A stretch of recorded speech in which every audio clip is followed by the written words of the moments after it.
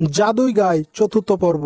এর আগের পর্বে তোমরা দেখেছো সুরাজ কিভাবে এই ঘরের মধ্যে বন্দী হয়, আর এদিকে তার মেয়ে রিমা অনেক চিন্তায় পড়ে যায়। আরে কি ব্যাপার, এখনো আসছে না? মানে তার কোনো বিপদ হলো না তো? আমি বারবার করে বারণ করেছিলাম, যেও না বাবা, যেও না। আমার কথা তো শুনবে না। এখন তার কি হলো কে জানে। না না, আমার আর দেরি করা ঠিক হচ্ছে না। যাই, আমি জাদুই গাইকে গিয়ে বলি, যদি উনি কোনো উপায় বের করতে পারে। এই বলে রিমা জাদুই গায়ের কাছে এসে তাকে সমস্ত কথা খুলে বলে। কি, তার এত লোভ? আমার কথা অমান্য করে ও পশ্চিম দিকে গেছে। আসলে লোভী মানুষের সাজা এমনই হয়। না না জাদুই গাই, এমন করে বলো না। উনি আমার বাবা, যেই করে হোক উনাকে আমার কাছে ফিরিয়ে দাও। দয়া করে তুমি তাকে ফিরিয়ে দাও। আমি তার হয়ে তোমার কাছে ক্ষমা চেয়ে নিচ্ছি। দয়া করে তুমি তাকে ক্ষমা করে দাও। দেখো, আমার বারণ করা সত্ত্বেও তোমার বাবা সেখানে গেছে, আর ও যেখানে গেছে সেখান থেকে বের করার ক্ষমতা আমার নেই। না না জাদুই গাই, এটা হতে পারে না। না না, আমি যেই করে হোক আমার বাবাকে আমি ফিরিয়ে নিয়ে আসবো। বলো, আমাকে তাড়াতাড়ি বলো, আমাকে কি করতে হবে, আমি তাই করব। বলো জাদুই গাই, আমি কোথায় গেলে আমার বাবাকে ফিরে পাবো? আচ্ছা ঠিক আছে, তুমি যখন এত করে বলছো তখন তোমাকে এর একটা উপায় বলে দিচ্ছি। এখান থেকে অনেক দূরে একটা গুহার মধ্যে জাদুই মণি আছে। তুমি যদি সেই মণি তোমার বাবার কাছে নিয়ে যেতে পারো তবেই তোমার বাবাকে বাঁচানো সম্ভব। কিন্তু কিন্তু কিন্তু কি জাদুই গাই? কিন্তু জাদুই মণি নিয়ে আসা তো সহজ কাজ নয়, কারণ তোমাকে সেখানে যেতে হলে একটা নদী পেরিয়ে যেতে হবে। আর নদী পার হওয়া তো সহজ কাজ নয়, কারণ সেই নদীতে একটা অনেক ভয়ঙ্কর শক্তিশালী কুমির বাস করে। তার সঙ্গে লড়াই করে তাকে মেরে তোমাকে নদী পার হতে হবে, নইলে ও তোমাকে কাঁচায় খেয়ে ফেলবে। তাই এটা অসম্ভব। আর কোন রকম তুমি নদী পার হয়ে গেলেও তোমাকে একটা অনেক শক্তিশালী নাগেরও মোকাবেলা করতে হবে, যেটা অনেক কঠিন। আচ্ছা ঠিক আছে, তুমি কোনো চিন্তা করো না, আমি তোমার কাজ কিছুটা সহজ করে দিচ্ছি। এই বলে গায় তার শরীরের মধ্যে একটা জাদুই শক্তি ভরে দেয়। এবার যাও, তুমি বিপদের সময় যা করবে তাই হবে। কিন্তু হ্যাঁ, একটি কথা মনে রাখবে, এই শক্তি কেবলমাত্র তুমি 3বারই ব্যবহার করতে পারবে, এরপরে এই শক্তি নষ্ট হয়ে যাবে। তাই খুব সাবধানে এই শক্তি ব্যবহার করবে, কেমন?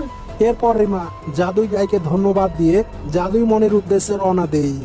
এইভাবেই অনেকক্ষণ হাঁটার পর শেষ পর্যন্ত সেই নদীর কাছে এসে যায়। এসো এসো এসো, তাড়াতাড়ি এসো। আমি অনেক দিন ধরে মানুষের মাংস খেতে পাইনি, আজ আমি তোকে মজা করে খাবো। আরে বাপরে, ইয়ে তো আজ আমাকে কাঁচাই খেয়ে ফেলবে। আমি ওপারে যাবো কি করে? এক কাজ করি, জাদুই গায়ের দেওয়া সেই শক্তি আমি একবার ব্যবহার করে নিই। এছাড়া উপায় নেই, এছাড়া আমি তাকে হারাতে পারবো না। হে জাদুই শক্তি, তুমি আমাকে একটা অনেক শক্তিশালী কুমির বানিয়ে দাও। তার এই কথা বলার সঙ্গে সঙ্গে সে একটা অনেক শক্তিশালী কুমিরে পরিণত হয় আর নদীতে নেমে দুষ্টু কুমিরের সঙ্গে লড়াই শুরু করে।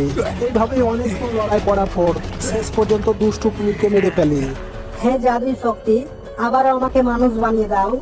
এরপর রিমা আবারও মানুষ হয়ে হাঁটতে শুরু করে, আর কিছুক্ষণ আসার পরেই সে দেখে সেই জাদুই মনের গুহার সামনে একটা ভয়ঙ্কর নাগ বসে আছে।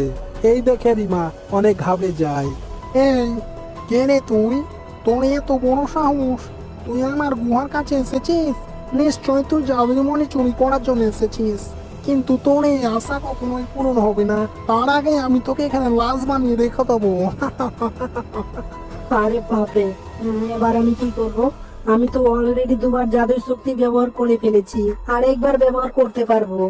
কি যে করি, আর একবার ব্যবহার করলে আমি এর চাইতেও শক্তিশালী নাগ হয়ে যেতে পারবো, কিন্তু আমি মানুষ হতে পারবো না। আমার কাছে সেই শক্তি থাকবে না। তার মানে তো নাগ হওয়া যাবে না। এমন কিছু হতে হবে যেন আমি মানুষই থাকি। কি করা যায়, কি করা যায়?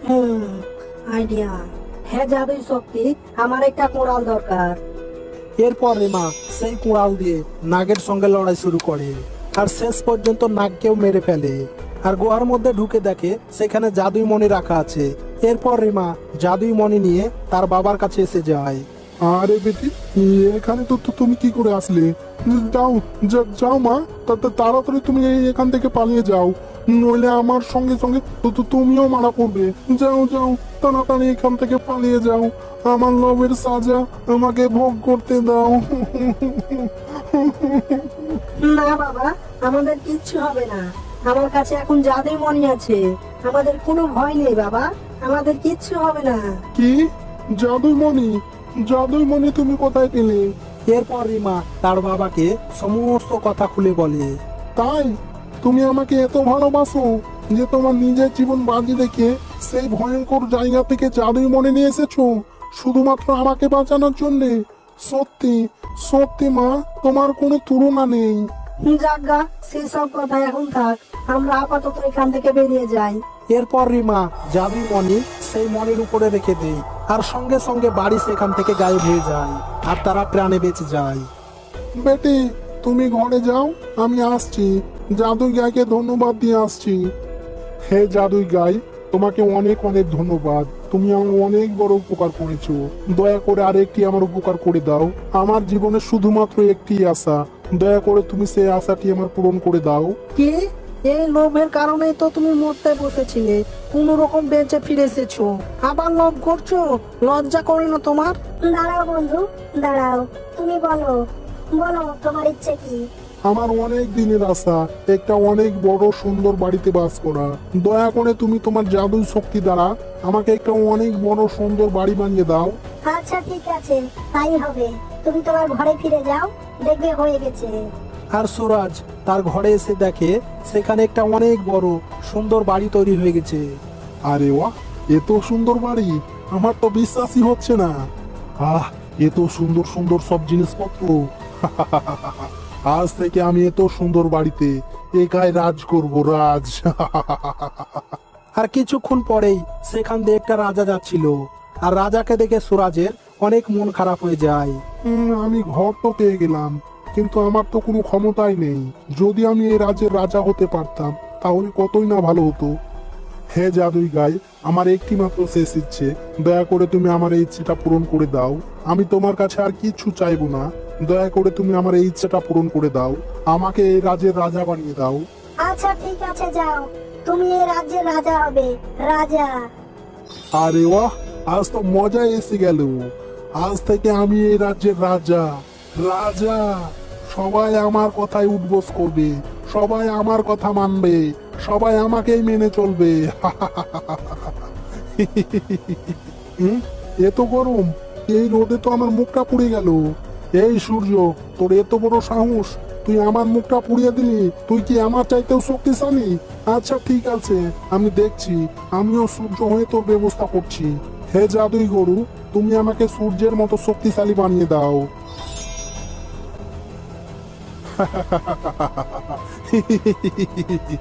এখন আমি সব চাইতে শক্তিশালী, আমার চাইতে শক্তিশালী কে আছে?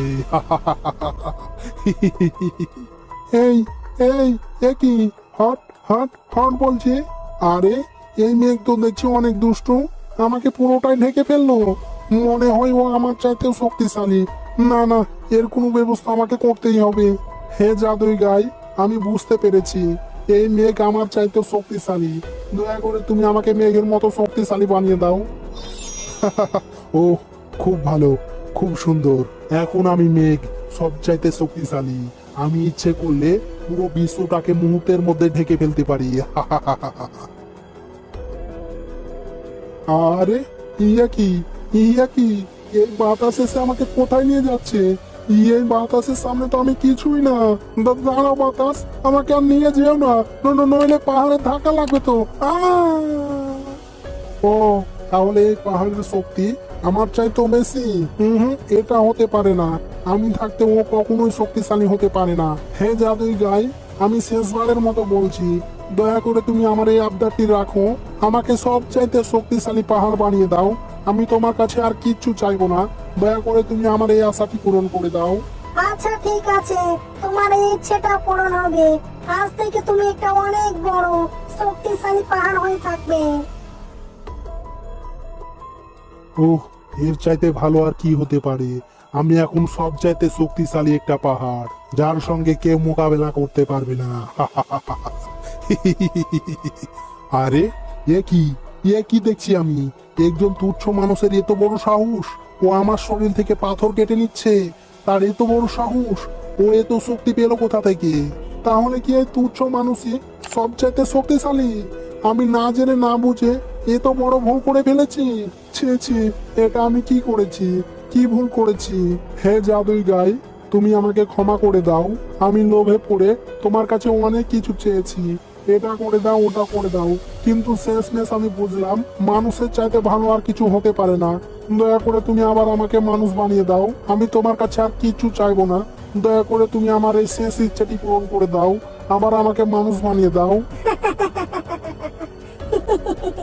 লোভী মানুষ, একটা কথা সবসময় মনে রাখবে, যে মানুষ সাধারণ ভাবে জীবন যাপন করে অল্প সম্পদেই খুশি থাকে, সেই সারা জীবন সুখে থাকে। এবার কি হবে সুরাজের? কি করবে সুরাজ তা তোমরা দেখতে পাবে এর পঞ্চম পর্বে। যদি তোমরা এর পঞ্চম পর্ব দেখতে চাও তাহলে অবশ্যই কমেন্ট বক্সে জানিয়ে দাও। ভিডিওতে একটা লাইক করে চ্যানেলটি সাবস্ক্রাইব করে নাও। ধন্যবাদ।